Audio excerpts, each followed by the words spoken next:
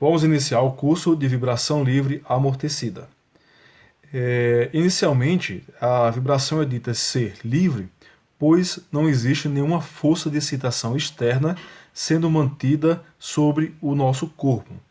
E ela é dita ser amortecida devido à existência de um elemento que vai promover um amortecimento, ou seja, uma dissipação de energia mecânica. Então nós temos aqui um oscilador com um elemento de inércia, que é a nossa massa do nosso corpo oscilatório, um elemento de energia potencial que vai promover a restituição do oscilador, que é a nossa mola com constante elástica K, e um elemento aqui que vai promover uma dissipação de energia mecânica, que é o nosso amortecedor com constante de amortecimento C. Esse oscilador possui uma posição, uma velocidade e uma aceleração. Fazendo o diagrama de corpo livre do nosso oscilador, nós temos as forças atuando aqui sobre o nosso corpo. A força peso, a força normal, a força de restituição na mola e a força dissipativa do amortecedor. A força peso e a força normal, elas são perpendiculares ao movimento e são colineares entre si. Elas não vão entrar na nossa análise. Na nossa análise, vai entrar somente as forças no sentido do movimento, que é a força de restituição e a força dissipativa. Aplicando-se então a segunda lei do Newton, que o somatório de forças é igual a massa vezes a aceleração, levando-se em consideração o sentido positivo, o sentido do movimento, nós vamos ter que as forças de restituição e dissipativa estão contrárias ao movimento, logo elas são negativas, então menos Fr menos Fd igual a massa vezes a aceleração.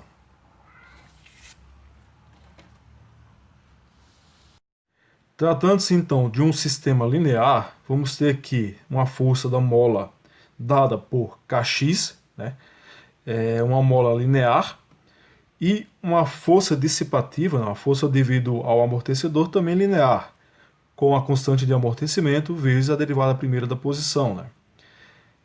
Substituindo essas duas equações de Fr e Fd lá na segunda lei do Newton, vamos ter menos Kx menos C, x ponto, igual a massa vezes a aceleração.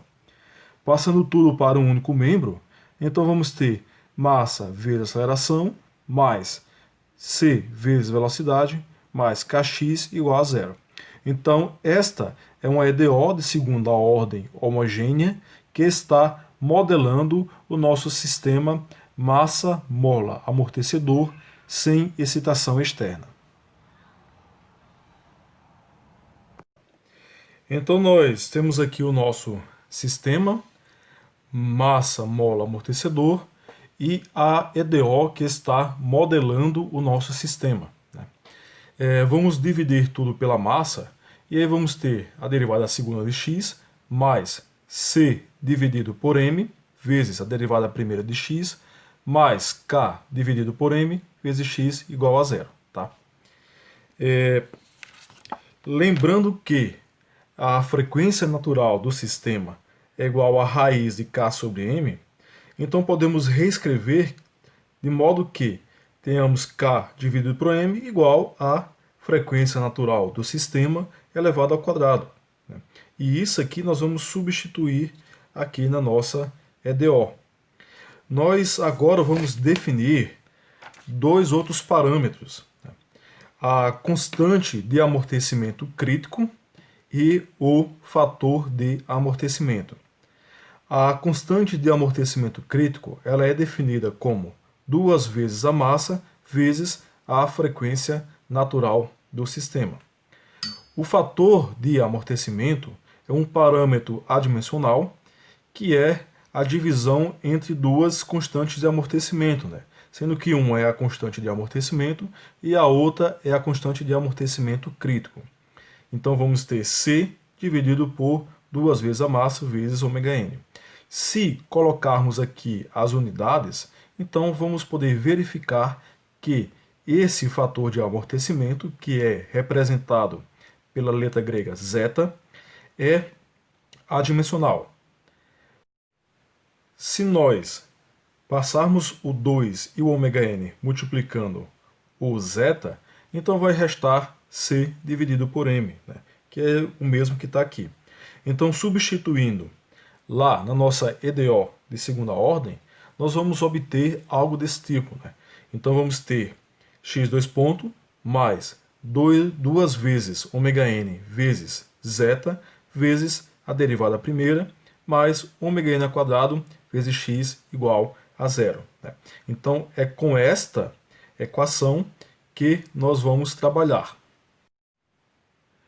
Vale comentar que essa equação ela não está no seu formato adimensional, né? Então nós temos aqui ainda uma unidade de aceleração, né? Algo que pode ser feito, eu não vou fazer aqui, mas aí fica o caminho das pedras para quem quiser fazer, é criar uma unidade de tempo adimensional, tá? Por exemplo, um tal, que vai ser igual a uma frequência de referência vezes o tempo, né? Lembrando que frequência aqui é dada em rads por segundo, por exemplo, né? Então, rads que é uma frequência, que é uma unidade também adimensional, então vai ser segundo dividido por segundo, ou seja, esse tal, na verdade, ele é adimensional. E aí você pode tirar a sua derivada com relação ao tal e adimensionalizar a unidade de comprimento também, dividindo por um comprimento padrão, tá? Então essa é uma forma que você pode fazer caso queira adimensionalizar totalmente essa equação. Mas nós vamos trabalhar com ela neste formato. Então nós vamos trabalhar com a equação nesse formato, tá? E vamos tentar obter a resposta, uma resposta que satisfaça esta equação, né? Essa EDO de segunda ordem homogênea. Uma possibilidade, uma proposta de solução é uma função do tipo c vezes e elevado a lambda t, sendo que esse c e esse lambda são parâmetros a serem determinados, né? Então, a gente tira a derivada primeira, que fica lambda vezes c vezes e elevado a lambda t, e tiramos também a derivada segunda, né? Então fica c vezes lambda ao quadrado vezes e elevado a lambda t. Substituindo essas três equações, essas três funções, dentro dessa equação, então vamos chegar em algo desse tipo, né? Então a equação é nesse formato, ok? Colocando tudo em evidência, né? Colocando o c vezes e elevado a lambda t em evidência, vamos obter isso aqui. Então, c vezes e elevado a lambda t vezes o que está entre parênteses, que é lambda ao quadrado mais 2 vezes ômega-n vezes zeta vezes lambda mais ômega-n ao quadrado, tá? Isso aqui tem que ser igual a zero. Como nós desejamos obter a solução da nossa equação diferencial, e para isso nós colocamos aqui uma função teste, né, que é o c vezes e elevado a lambda t, uma solução teste, então o nosso c vezes e elevado a lambda t tem que ser diferente de zero, né? Não faz sentido a gente procurar, a gente tentar zerar isso aqui. Logo, o que tem que ser zerado para que essa equação seja verdadeira é o que está dentro do parêntese.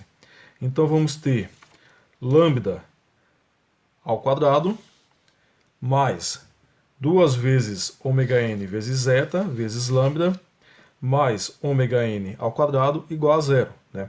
Isso aqui é a nossa equação característica do nosso sistema massa-mola amortecedor com 1 grau de liberdade, tá? Para resolver isso aqui, que é um polinômio de segundo grau, nós vamos utilizar a equação de Bhaskara. Então, aplicando aqui a equação de Bhaskara, vamos obter essa solução, que são as raízes da nossa equação do segundo grau. Essas raízes podem assumir três possibilidades, né? A depender do valor do nosso zeta. Então, se o nosso zeta for menor do que 1, Então, o que está aqui dentro da raiz vai ser negativo. Logo, isso aqui vai entrar dentro dos números complexos, tá? O que já é um indicativo de que a nossa resposta ela é oscilatória, caso o nosso zeta seja menor do que 1. Okay? Se o zeta for igual a 1, então isso aqui que está dentro da raiz vai zerar, tá? E vamos ter duas raízes reais iguais. Se o nosso zeta for maior do que 1, então nós vamos ter duas raízes reais e diferentes. Tá? Quando o nosso zeta é menor do que 1, nós dizemos que é um sistema subamortecido ou subcrítico. Se o zeta for igual a 1, então a gente fala que é um sistema criticamente amortecido ou crítico. Se o zeta for maior do que 1, então é um sistema super amortecido.